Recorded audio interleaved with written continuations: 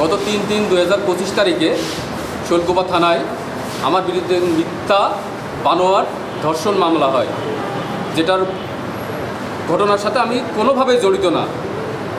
এবং পুলিশ তদন্ত রিপোর্ট এবং মেডিকেল রিপোর্টে কোনো আলামত আসে নাই। এখন আমি বাড়ি যেতে পারছি না। তারা বিভিন্ন ধরনের হুমকি ধামকি দিচ্ছে, আমার প্রাণনাশের হুমকি দিচ্ছে, আমার স্ত্রী কোনো রকম শান্তি পায় না। তো আমি এখন সাংবাদিক ভাইদের কাছে বলতে চাই এবং প্রশাসন বিভাগের কাছে বলতে চাই, আমি যেন সুষ্ঠুভাবে বাড়ি থাকতে পারি, আমার যেন প্রাণনাশের হুমকি দেওয়া না হয়। আমি বিজ্ঞ আদালত এবং আইন প্রশাসন বিভাগের কাছে সর্বোচ্চ শাস্তির দাবি করছি। ওদের যারা আমার বিরুদ্ধে আনিত মিথ্যা মামলা করেছে তাদের বিরুদ্ধে আমি সর্বোচ্চ শাস্তি চাচ্ছি।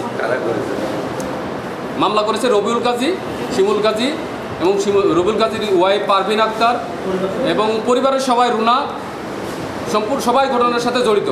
এবং আমি চাচ্ছি যে আমি যেন আমার পরিবারকে নিয়ে সবাই মিলেমিশে থাকতে পারি। আমার ছোট ছোট 2টা বাচ্চা আছে, আমার বৃদ্ধ বাবা মা আছে। আমি 8 মাস তাদের সাথে কোনো যোগাযোগ নাই আমার। এখন আমি বাড়ি যেতে পারছি না। বিভিন্নভাবে আমার হুমকি ধামকি দিচ্ছে, প্রাণনাশের হুমকি দিচ্ছে, আমার পরিবারের হুমকি দিচ্ছে, অমুকের মেরে ফেলবো, আমাকে যেখানে পাবে সেখানেই কুপায়ে মেরে ফেলবে, বিভিন্ন দেশীয় অস্ত্র নিয়ে আমাকে হুমকি ধামকি দিচ্ছে। এবং সাংবাদিক ভাইয়ের কাছে আমার আকুল আবেদন, আমি যেন সুষ্ঠুভাবে বাড়ি থাকতে পারি। এবং প্রশাসনের কাছে আমার আবেদন, আমি যেন বাড়িতে বসবাস করতে পারি। এই ব্যবস্থা যেন আমার সাংবাদিক ভাইয়েরা এবং প্রশাসনের লোকজন আমার করে দেয়।